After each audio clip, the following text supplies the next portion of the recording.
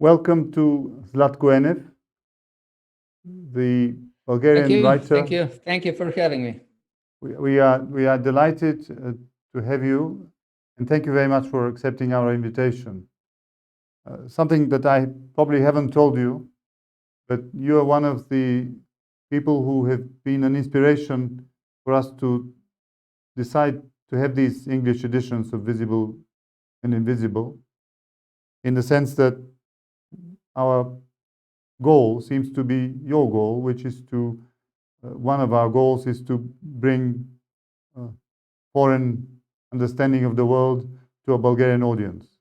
And this is what you have done, in my mind, extremely successfully for the last 14 years with Liberal Review.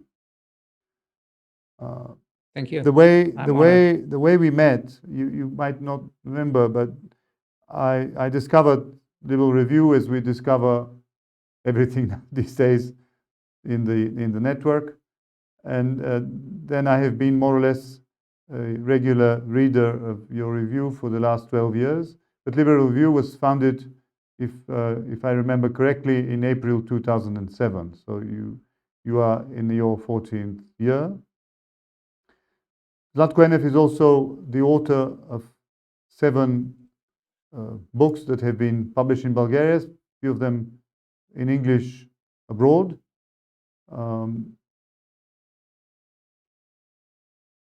This is his first book, published in 2003. This is One Week in Paradise, which is the story of 3 Bulgarians in Germany. And I will just show you his latest book, which is now had a Polish edition, which Zlatko will tell us about later.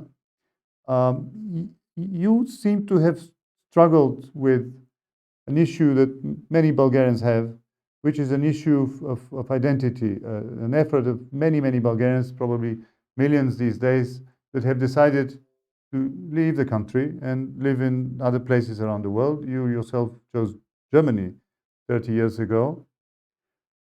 There are interesting texts that you have written by Ganyu, about something that Yulia Kristeva has written probably 25 years ago, which is the unhappiness of being Bulgarian, with a very positive sense.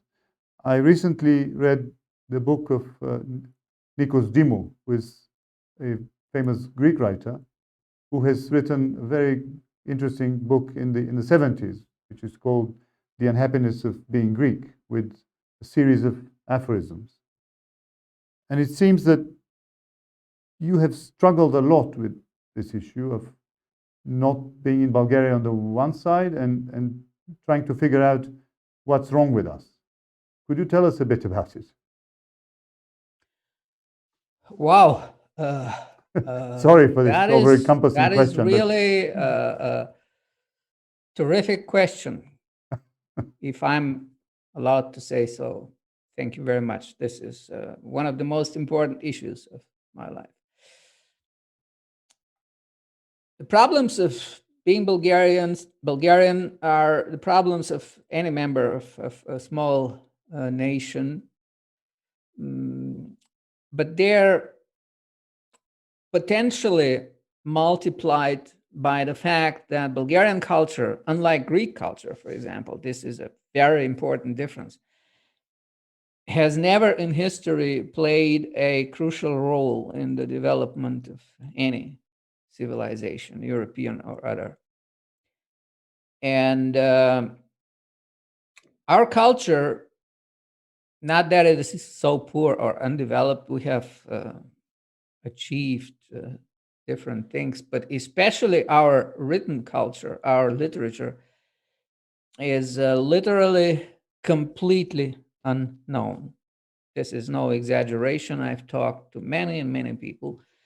And if you meet somebody on the street, say you ask what, 10, 20, 30, 50 people, probably something like 0.0 something out of them will ever have heard about a Bulgarian order at all, which is, of course, anything but a big encouragement to feel what comfortably in the big world.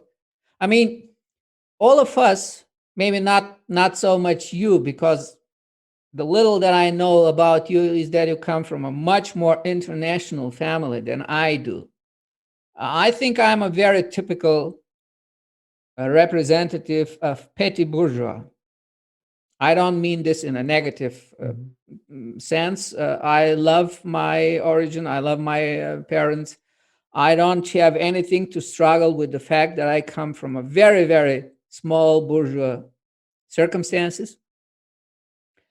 Uh, because it also has its good sides. It forces you to work to compensate for all the scarcities you've grown up with.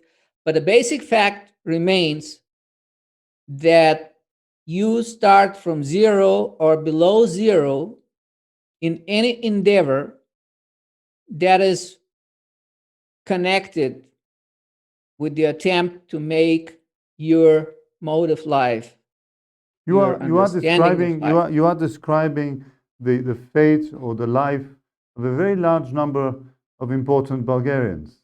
And one would probably wish to add the fact that in our 140 years of independent existence, we've had tumultuous events that have stopped this evolution. Once the First World War, second time in the 30s, third time after the Second World War, and then paradoxically, for people who don't like or don't remember very tenderly the communist regime, but in a certain way, the communist petit bourgeois also was stopped in his development.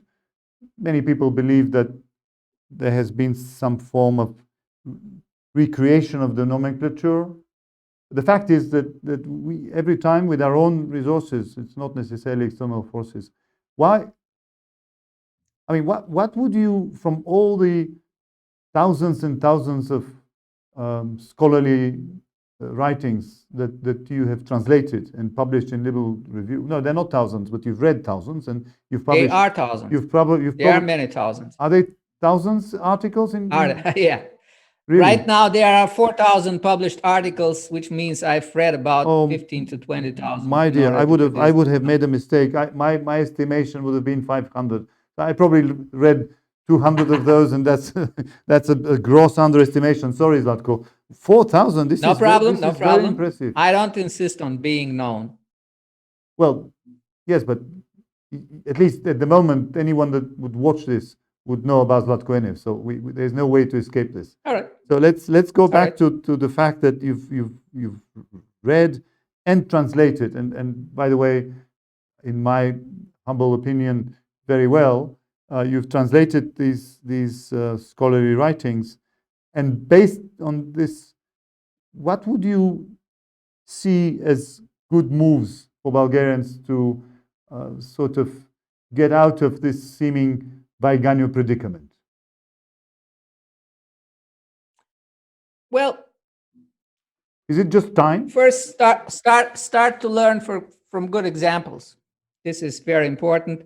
Traditionally, we've been rather limited in our ideas and understanding of whom we should copy. I mean, of course, we tried to kind of imitate the big Извинявай. cultures, especially the German culture, Russian culture too. And most of our scholars or public figures, they are people before the war. They are people who've been educated abroad.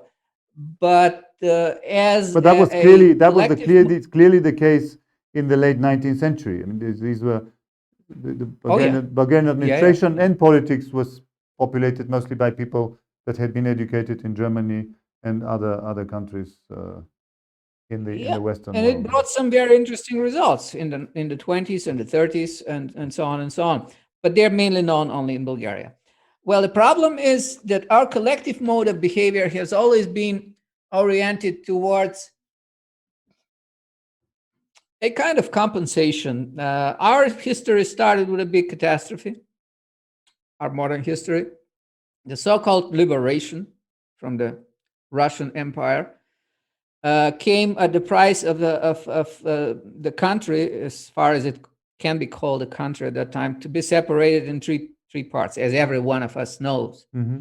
And since day first of our existence, the Bulgarian idea of being great has been a restorative one. We have to restore what we lost, and of But course, how can we overcome this? This is no longer a modern problematic. The recent how do you dispute with overcome Macedonia. a family quarrel? It's the same thing. You just have to forgive and forget. That's the only way. Just forget all this bullshit, the old stories, who took what from us, whom we have to pay back something. Just forget it. Learn from the ones who did it. Learn from the Germans. Learn from the French. They were at the throat of each other for something like 300 years. Now they are kind of best friends. At least they work together in a very, very good way. Why shouldn't we be able to do this with our Balkan neighbors first? And then, of course, Bulgaria is not the worst member of the European Union. This is a completely different idea. I'm very proud of the fact that Bulgaria does not follow the example of the more advanced Middle European, East European countries, whom we know what they do today. So Bulgaria doesn't do this. A little reason to be proud. I am proud of this. Yes, But yes. we have to do much A very more. good illustration is the result of the recent election, where nationalistic parties do not have any deputies today. There are no members of parliament from the more, let's say, Very good. extreme nationalistic parties. I agree. This is true. May we speak a little bit about liberal review, and how did you come about, or how did you decide to create the site Liberal Review?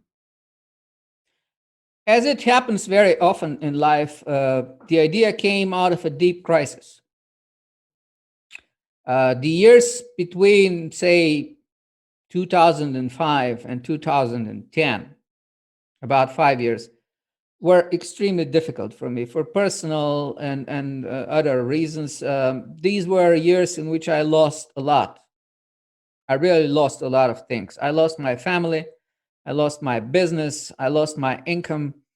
And in a moment, it was really very, very difficult to just believe that I could live normally again. And I just followed my instincts. I was down. I didn't see much of a future. My wife had left me. Fortunately for me, the two kids stayed with me, which gave automatically sense to my life. And I'm extremely happy. By the way, if there is something in my life which I would never doubt in the sense of being a big achievement, these are my two kids. I'm prepared to doubt my being a writer, intellectual. This is, well, very, very complicated stuff. But I'm extremely proud of the fact that I'm a good father. Full stop. Anyway, Congratulations. thank you very Congratulations. much. Hope you feel the same way. Yeah. Yes. Thank you. I feel the same. I feel the same way. But I would suggest to anyone watching us and anyone that reads Bulgarian to read those parts of your books, some of which are simply on your website. This is That's a difficult thing. They have to get up earlier some morning and learn Bulgarian till noon. No, but I'm sure some of those that are watching us master the language. So this is the Yellow Eyes of Horror, and these are the confessions. And you have narrated very eloquently the story you're telling us. But coming back to the issue of liberal review, it has the immense quality of being basically I know you didn't consider this to be a media, or you do not consider this to be a media, but it is in fact an internet or a web publication. So you have entered this field, which is a very difficult field and is a very transformative field.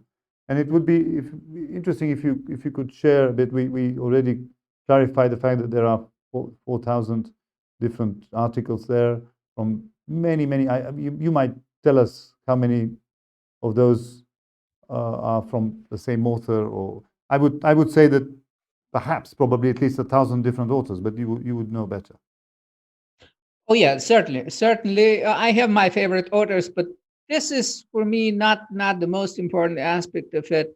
The thing is how it started. I've been lucky that I have a versatile mind, to put it this way. I studied philosophy, and I also have a PhD in philosophy, which is anything but a good precondition for becoming a technical specialist. But this is exactly what happened with me, because when I left Bulgaria in 1990, this was a few months after I had, gotten my doctoral degree, I realized that I cannot start anything with this in terms of some kind of, well, business is not the, but life. Pragmatic job, yes. Yes. So life just forced me to look for solutions, and I was very lucky during the three years of my PhD work. There was a computer in the office, a Bulgarian province. If you remember those things, my watch has more memory now. Which was a copy of an early. If I remember correctly, that was a copy of an early Apple. Yeah, well, more than that. It was IBM. It was an IBM. It worked with DOS 3.0 and something. Right. It was not an Apple. Right. But yeah, well, I taught myself to program that machine and to work with things like databases and stuff. And I came to Berlin as a 30 years young man. I married a German girl, and we lived on her scholarship, on her the money that for something like 6 months. We were so young. And then life turned in very funny way. A young a businessman, a German businessman. The thing was that in the beginning of the 90s here in East Germany, in East Berlin, there were almost no specialists for IBM computers, because the East Germans, being what they are, they had an own idea of producing computers, and they had produced a system which was not compatible with IBM. So right. All of their IT people were completely helpless at that time. And I come there like the proverbial one-eyed man among the blinds. I can work with IBM computers. So they gave me a few tasks. I kind of managed, and then they they made me chief of production of a newly created publishing house. And as funny as it sounds, I invented, this is no exaggeration, I'm not a man for such things, an own system of production of scientific books full of formula, mathematics, tables, whatever, you name it. And it was extremely difficult at the beginning of the 90s because the technology was in its Zlatko, very, based on this remarkable experience of yours and everything else you know, would you share with us your view of digitalization and how it would affect us now and how it would affect the future? What is your two things. tell me? First, us people of the not youngest generation, it's absolutely obligatory for me that we stay informed. I try, I just got 60 a few months ago. I try to stay on the verge of every technology that I can put my fingers on. So technology is the air, the water, and the soil of the future. Okay. Whoever cannot manage, they are just out. And And second, usually it concerns, yeah, and second, you it said concerns older people because they feel helpless with new technologies, and this is the big trap on an individual level. Right. As nations, we do well actually. Bulgarians do very well with IT. Yes, they do. Whoever you might ask here, everybody say, "Oh, Bulgarian, you understand a lot of computers," Yes, and this is a fact. this is true. This is another strength we have. Yes, we're good with computers. I don't know why. But are there many writers that you know of apart of yourself who master these two realities? Because in a way, writing is a very specific art. Oh, in the states, a lot. Most of the people whom I read, like Neil Stevens. Well, forgot. Snow Crash is his most important. Maybe I pronounce it. But Well, tell us about writing, please, because you are a relatively prolific writer. You have published these 7 books. You have all these digital books that you have published yourself.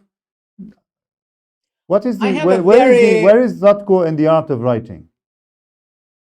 I have a very, how to say, descendant opinion about writing. It's nothing like what you'll hear usually. Writing for me is a curse.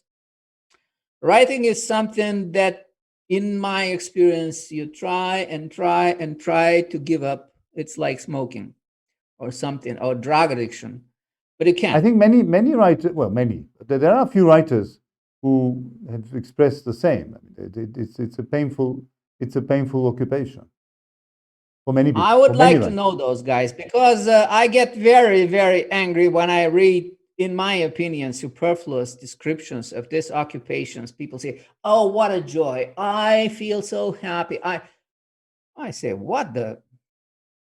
I have never experienced like it. Writing is just a curse. You stay, it's painful. Most of the time, you just produce stuff you can't stand. The little moments in which you feel like it's flowing, you have the feeling it's not you who writes, it's somebody else.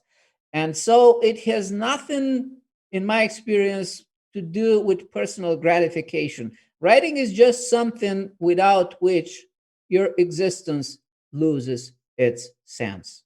And this is what makes it But it is really amazing to listen to you, because your writing, apart from being extremely authentic and as a style rather crude in a positive sense, at least to people like myself, um, it it is very close to you as a person. I don't. We've met a few times, but you are you said it's somehow exogenous to you, but on the other hand, your writing is to a very large extent an expression of Zlatko Enev, isn't it? It's not up to me to judge on this, I suppose. I have certain ideas about who I am, which I shared in my last books, the book written Yes, you have. about Yes, autism. maybe that's what I meant. If you've shared so much, that one has the feeling he knows you, which is probably not true. Then they know Just a few more than words. me, because I'm not sure I know myself. Just a few words, The because problem is I consider myself somebody who has Asperger syndrome. I have serious difficulties with togetherness. I am somebody who gets very easily nervous, aggressive, discontent, bored, anything but happy with being together with many people for a long time. And this has always been both a curse and a blessing, because it's always distanced me very much from people, but it's always also forced me to work extremely hard to compensate for this, because I know I'm a jerky guy, I'm a strange guy, so I have to work very much to just be able to cope. I must be much better, because people just, go to each other, they talk, they enjoy it. I cannot. So I have to be very, very good to be able to cope. This is it in a nutshell.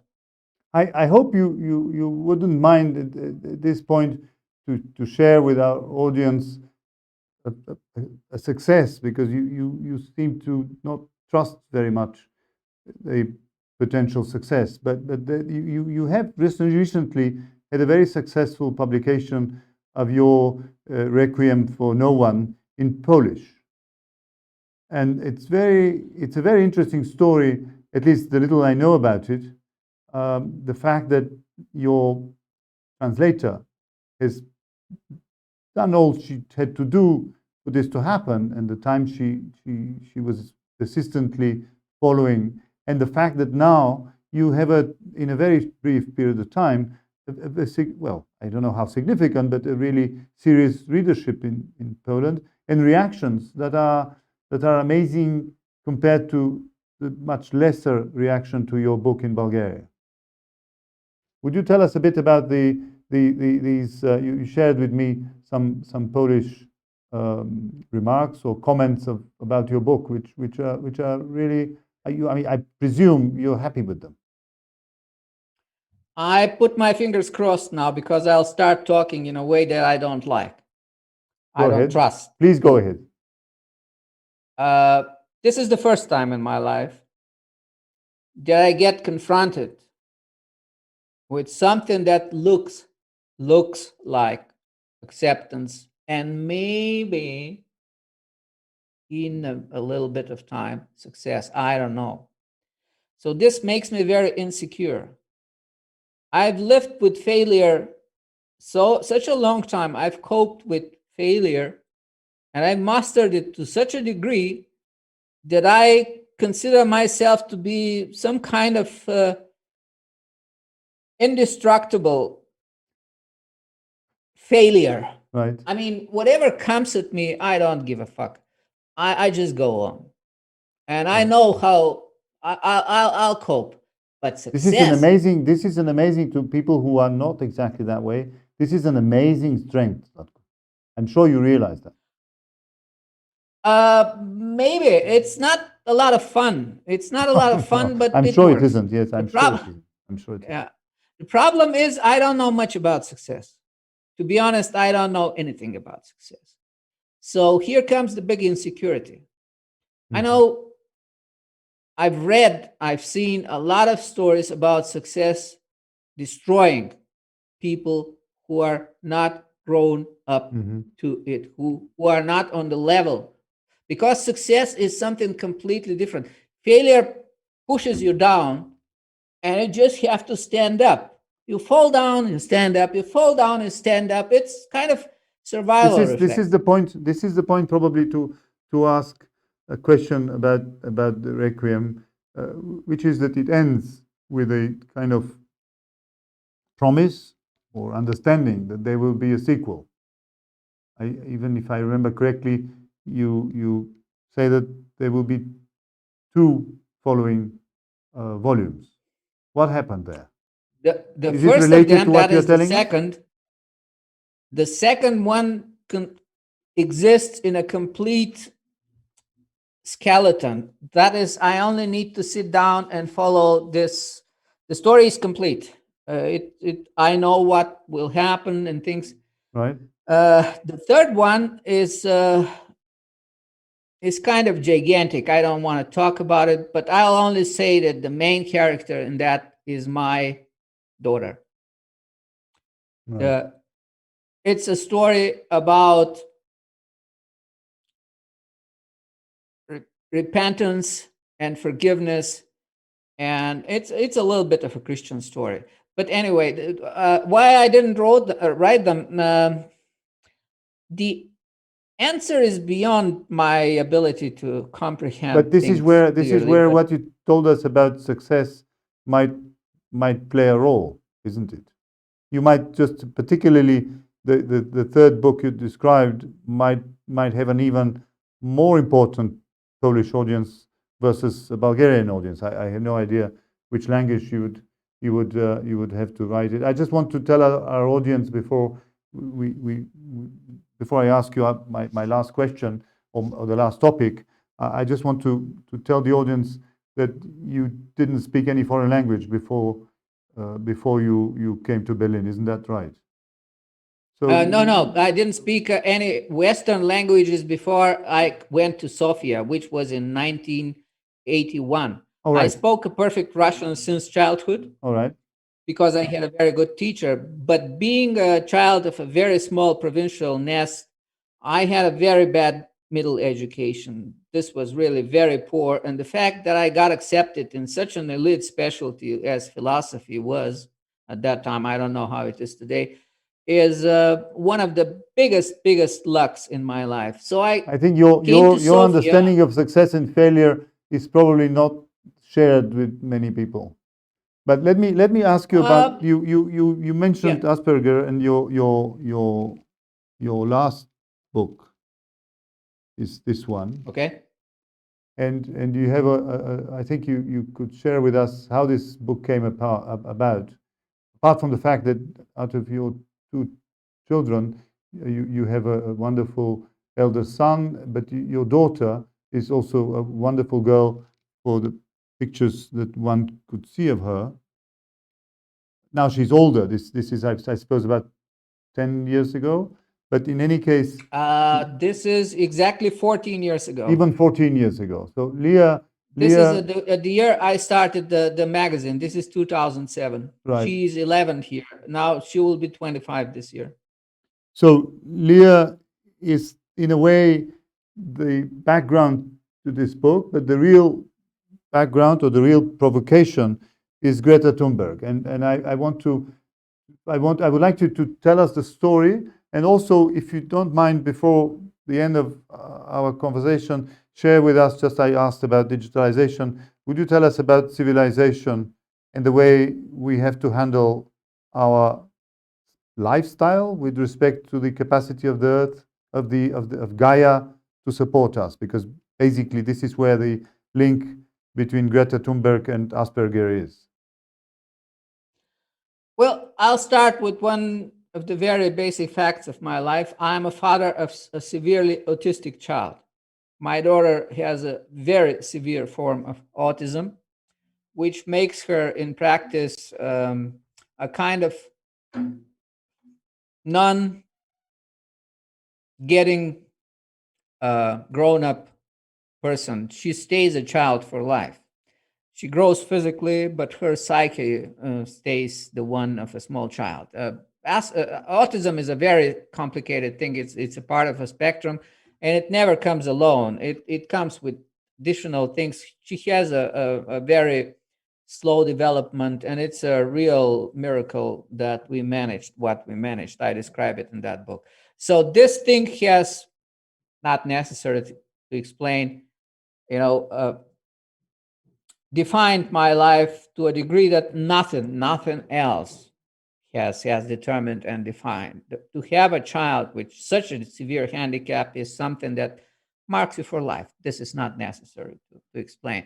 So about 2 years ago, there was this uh, case, precedent, call it as you like. Greta Thunberg, this I admire her very much, but I don't insist on this.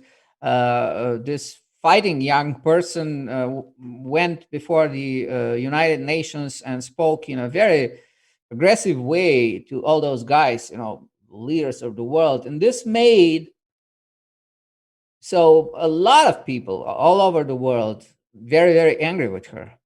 I would not discuss this. This is their good right. They felt like this girl has no respect for anything, whatever. But in Bulgaria, there was something very concrete. There was a kind of language used uh, when the talk was about Greta Thunberg, which is not allowed at all in the West. It was just they said she's sick. What do you expect from a sick person? Because she has Asperger. This is a common knowledge. Now, I myself consider myself also a carrier of this same syndrome. But the much more important fact is that I have a daughter who is severely handicapped, and she's been never ever treated this way here, either verbally or in any other way. This is a developed society here. And I suddenly realized how backward my country is. The thinking here up is especially towards handicapped people is probably at least 50 years back, at least, compared to the West. And the West has passed through this thing. It's not that this here situation has come as a result of a miracle. People have worked for it in many and many decades. So I thought, okay, start the same thing in Bulgaria. Start talking to people and say, for God's sake, you should be ashamed. You don't know who you are. And this is what I did. I started writing. Zlatko, I didn't present your book, which the title is Glory of Hans Asperger, and it was published, if I'm correct, 2 years ago, or even last year? Well, it was published. I started writing it 2 years ago. It was published literally a few months ago. The title is a bit misleading. It is, as you translated, but this is something that would not be understood in the West, because Hans Asperger, as a person, is nowadays known to have been kind of collaborator with the Nazis. So praise to Hans Asperger sounds like I praise some Nazi, or something. This is a very metaphorical title. So I suppose if it appears in the West, the title will be A Child of Hans Asperger, Right. meaning both my daughter and me. But this is just a detail that I would like to explain, because many people in the West, sophisticated, knowledgeable people, will say, "What? Praise to Hans Asperger? He pretends to be an intellectual? Go away." No, I am aware of this contradiction. I say it here. Right. It's just, it came to me. I accepted it in Bulgaria. There is no consciousness about this problematic. So anybody never ever put this problem. But I'm aware of the problem, that it cannot say Right. praise to Hans Asperger without needing to make a long tail of explanations, what I do now. Anyway, the book was accepted very well. I was completely unprepared for this, because people reacted in a terrific, courageous, beautiful way. This is you Many mean, and many in a way what Bulgarian what you're saying, the 50 years you mentioned a minute ago, there are people who have grown through those 50 years. If the reception I is think that positive. many people suffer because of this to a degree. I got connected to many people. They say, especially in the provincial towns, you cannot go on the street with such a child, because people will start staring at you, and you will read in their eyes, "Just disappear. Take this monster out of my way." And of course, you cannot live with this. Just the idea that these people might be any kind of monster. In a way, it's so monstrous. however negative it sounds, this is an excellent conclusion of our conversation. I wanted very much to hear your views about the future of humanity, but this will have to wait for another conversation. Zlatko Enev, Thank you very much. A brilliant individual, a very successful individual from the point of view of this humble interview and the point of view of our team. I would like to use the opportunity to thank Boyko Bochev and Vasil Bochev for the support, and of course the inspirator of Visible and Invisible, Kalin Manolov. And I would like to once again show, and we will do that in a proper way, the books that Zlatko Enev has written and that have been published for anyone who would like to read them. They are all worth reading. Thank you, Zlatko, for this conversation, and I wish you all the success you can possibly shoulder, starting with Poland. All the success I can survive. You That's can survive. all I want. Yes. All the Okay, best. thank you very much. It was a pleasure. Thank you.